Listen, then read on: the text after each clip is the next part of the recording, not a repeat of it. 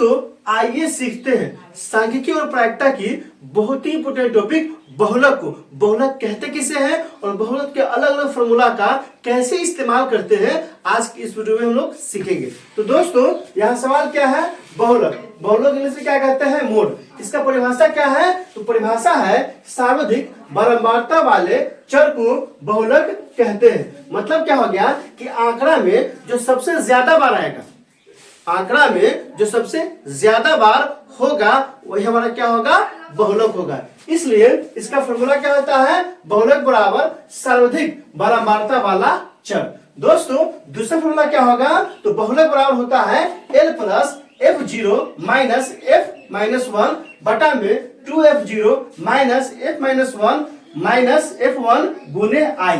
मतलब क्या है दोस्तों, L क्या है, तो बहुलक वर्ग की निम्न सीमा है।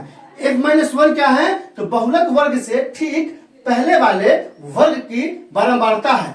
F0 क्या है दोस्तों, तो बहुलक वर्ग की बारंबारता है।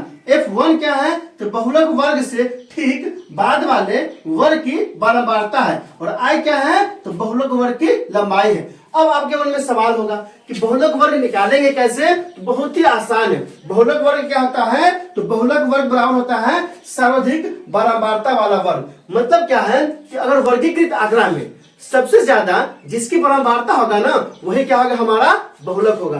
तो दोस्तों ये फॉर्मूला इस्तेमाल करेंगे किसमें, वर्गीकृत आंकड़ा में। और इसका इस्तेमाल किसमें करेंगे, अवर्गीकृत सरल आंकड़ा में करेंगे। आइए तीसरा फॉर्मूला क्या है दोस्तों, दरअसल तीसरा फॉर्मूला माध्य माध्यिका तथा बहुलक के बीच के संबंध है, रिश्ता को दर्शाता है, उसके बीच के रिलेशन को दर्शाता है। बहुलक बराबर क्या होता है, तो 3 माध्यिका माइनस 2 माध्य।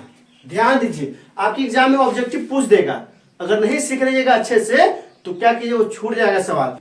देखिए माध्य माध्यिका बहुलक तो हम लोग जानते हैं, तो अंतिम से लीजिएगा, बहुलक बराबर 3 माध्यिका माइनस 2 माध्य। तो दोस्तों आइए कुछ एग्जाम्पल से हम क्या समझते हैं, इस फॉर्मूला को समझने की कोशिश करते हैं। पहला उदाहरण में क्या कह रहा है दोस्तों, 2 5 7 3 3 6 का बहुलक क्या है। तो आइए पहला का निकालते हैं। तो दोस्तों बहुलक बराबर क्या होता है, बहुलक बराबर होता है सर्वाधिक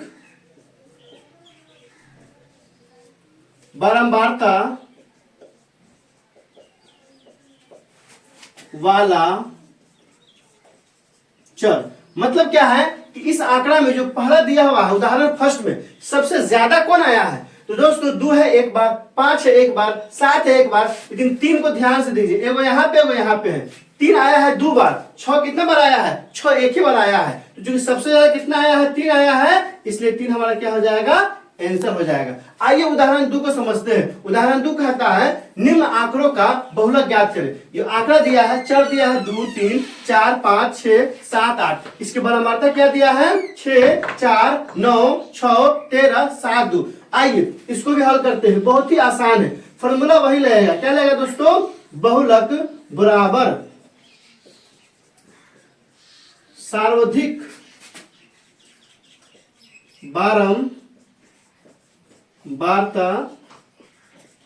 वाला चर। तो दोस्तों क्या है बहुलक, सर्वाधिक बारंबारता वाला चर। तो बारंबारता में हम देखेंगे सबसे ज्यादा कौन है, 6 4 9 6 13। 13 क्या है दोस्तों, इस पूरे बारंबारता में सबसे ज्यादा है। तो हमारा आंसर क्या है, 13 होगा क्या। बहुत सारे बच्चे 13 में टिक लगा देंगे तो उनका 1 नंबर चला जाएगा। दोस्तों 13 हमारा आंसर नहीं होगा, बल्कि इसका जो चर है, तो 13 का चर क्या है, 6 है, इसलिए हमारा आंसर क्या हो जाएगा दोस्तों, 6 हो जाएगा। तो हमने इस तरह से देखा, क्या देखा कि जो सरल आंकड़ा दिया रहेगा और वर्गीकृत जो आंकड़ा होगा उसका कैसे इस्तेमाल करते हैं। अगले वर्गीकृत आंकड़ा का इस फॉर्मूला में कैसे इस्तेमाल करते हैं हम अगला वीडियो में देखेंगे। आप अगला वीडियो को जरूर देखिएगा। तो दोस्तों इसमें कहीं कोई दिक्कत हो तो आप कमेंट करके हमें बता सकते हैं। क्या आपने सीख लिया, कमेंट करके बताइए, इंतजार रहेगा। वीडियो अच्छी लगी तो लाइक कीजिए, मेरे चैनल को सब्सक्राइब कीजिए, ज्यादा से ज्यादा शेयर कीजिए। बहुत बहुत शुक्रिया।